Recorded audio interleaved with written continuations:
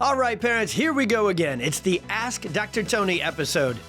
This is the Experience Miracles podcast, and I'm your host, Dr. Tony Ebel, an expert in pediatrics, neurodevelopmental disorders, and drug-free, nervous system-focused healthcare. On this weekly episode, I'll be addressing the top questions on every parent's mind. If there's one thing we love and welcome, it's parents who never stop learning, asking the hard questions, and advocating for your kiddos like none other. So get ready for some real talk, real-life clinical and parenting experience, and real easy to understand answers that will help your family take action and get to that next level of health and healing. You ask, I answer. Let's dive into today's episode.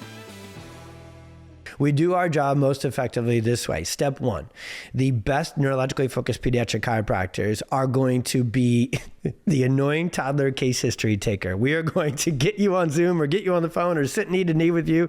And we're going to talk to you longer and more detailed than any doctor ever has. Like the paperwork's going to be detailed. We're going to be detailed because we're looking for that storm. We got to find out, we got to take note of what happened because through a case history, it's an algorithm. It's a neurological algorithm to us. We are already starting to know how deep this stress goes. And that case history is very clinically important to us in that way. And by the way, that's not just on day one. You walk in for your 37th adjustment on a 60 visit care plan, and I'll get to that. And on the 37th visit, we're like, tell me everything about last night. We are the most granular detail because the nervous system is going to heal in a certain sequence, and we got to know what's up and what's not. So you'll never meet a more educationally personalized, customized. There's no freaking cookie cuttering in this approach. Each child is so different. The nervous system will set up these common patterns, but that only gets us so far. We're going to learn your child's neurological dysfunction, dysautonomia pattern down to its vivid details. We're hunting it down, okay? Through case history and second, technology. So you'll know you're at the chiropractor that your kid needs when they not only do that, they have that ability to go deep, explain, and educate. You can kind of test a chiropractor's mettle through your conversation first. Do they know their stuff, right? And can they go? And the docs on our directory, I teach them this, like we're doing an hour and a half here. They do hundreds of hours, right, of training to get into it and get after that. So they got to know it better than anybody. Okay, second, technology.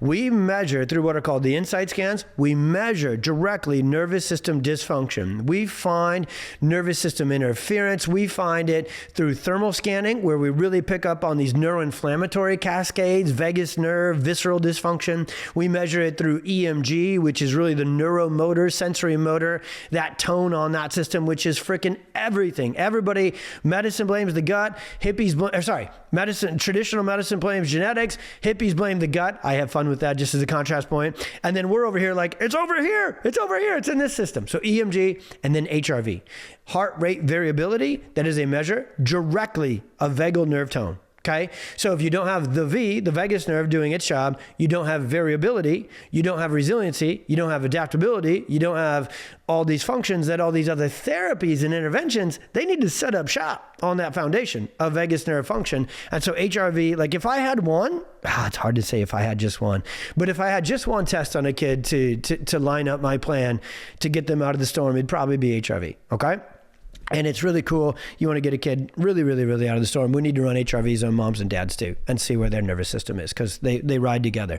And so, okay, that technology. Now, through that case history, through that technology, and through that exam, and then we do a very detailed subluxation neuromotor exam. We do a very detailed movement distortion exam. We can spot subluxation with our eyes. We're looking at posture. We're palpating. Now it comes to chiropractic. So now I'll round third base. This is what you probably think of chiropractic. Done by hand. That's literally what it means from 1895. We can find nervous system interference, nervous system stress. We can find hypersensitivity through sensory neurotension, through palpation. We can find asymmetries, and asymmetries aren't good. 2 eyes, 2 ears, 2 sides of the brain. They need to be connected, balanced together. So we look for asymmetries, we look for tension. And you know what else is very different about the PX Docs approach? We can actually palpate and find through our physical exam, we can find neurological exhaustion. And that's essential because we have to find out where is the nervous system hypersensitive, and we make what are called light force tonal adjustments. So this is the actual description of the adjustment.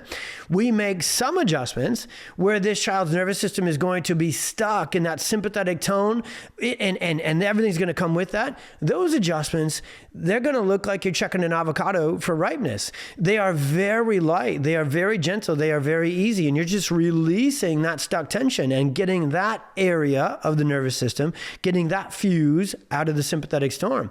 That's where most neurologically focused chiropractic techniques had, I don't like the word evolved, had adapted to, had gotten to when I got into practice. And then I started to see the most severe kids. I started to see regression cases. I started to see level 3 autism and irretractable epilepsy. So what I started to kind of puzzle together was there can't be a singular technique that gets your kiddo out of the storm. Chiropractic is like every other profession. Some camp over here, we do this, and they just argue inward instead of save kids outward.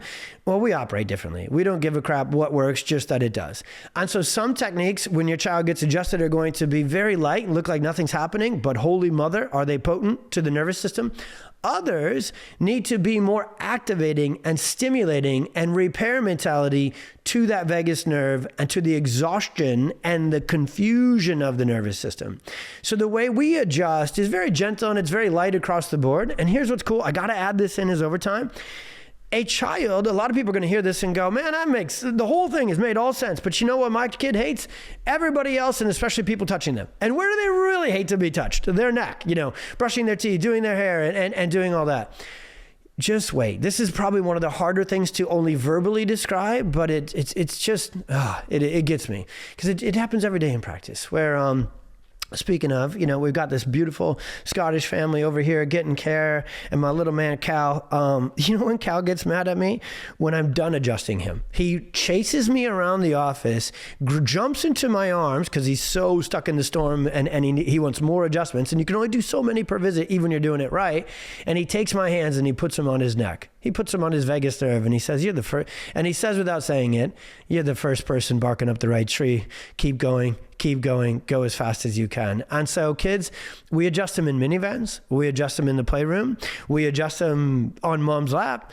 They don't need to. The cool thing about this approach, eventually they become so balanced, so regulated, and so freaking in love with getting adjusted, they lay on the table and relax better than moms and dads. But at first, we just meet them on their block. We just meet them with the technology. We've adapted the technology to, it's mobile. It's on an iPad. We can run your kids' HRV while they're reading a book and hanging out with you. We can everything. And I think it's important to get into that layer with this final answer because people will hear this and on the surface and go, well, it sounds great, but no way my kid's doing it. And so they'll kind of just shut it down. Not in a regular office, probably not, but in a PX Docs office where literally we choose the paint colors based upon being sensory friendly. We choose the architectural layout based upon getting a kid out of the storm. We choose our support staff. Our care advocates are perfect storm moms who have gotten to the other side and can't wait to support and empower and co-regulate you. And so the adjustment has a biomechanical mechanism, which is getting that sensory input, stimulating proprioception, activating the vagus nerve, calming the sympathetics. When you get a kiddo fully adjusted like this, primitive reflexes will fade away because they're secondary issues from subluxation and dysregulation. You'll get a lot of changes instantly, but it's really about the totality of the care plan. So it will probably start, if your kid's in the storm, with a higher frequency, but also then less adjusting per visit. That's how we do a lot. Get your kiddo out of the storm as fast and as smooth as possible without being overwhelming to an already overwhelmed nervous system. So it's higher density and frequency of adjustments in the beginning with more light approach, but then the totality of change. Remember earlier I said for Oliver, he stayed on kind of this high dosage chiropractic schedule. He got to cheat. His dad was a chiropractor, but a little easier for him. And so it can take years to unwind. And it can be roller coastery because stuff's healing, stuff's detoxing, stuff's growing, stuff's changing. Well, we stay on your team the whole time. We keep running those scans and we keep ahead of this storm. Thank you for tuning into today's episode. Do you have a question that you would like to submit? Either send it to support@pediatrics pxdocs.com with the subject Ask Dr. Tony, or head on over to our socials at pxdocs, where you can submit your question in our stories every single week. Every kid counts and every family counts, so let's leave no questions left unanswered. If you loved this episode and you want to help us reach more kids, we would so appreciate if you left a review and a rating on your favorite platform. God bless. Be well. We'll see you on the next one.